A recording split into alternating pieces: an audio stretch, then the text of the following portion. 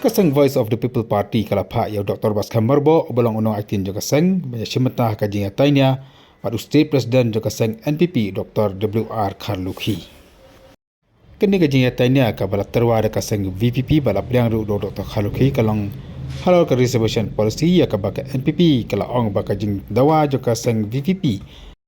Ban bha ya kayo kam yo jam kat kum kajing ton beriu kalong kajing dawa kabak klamnong rim bat kababaklah.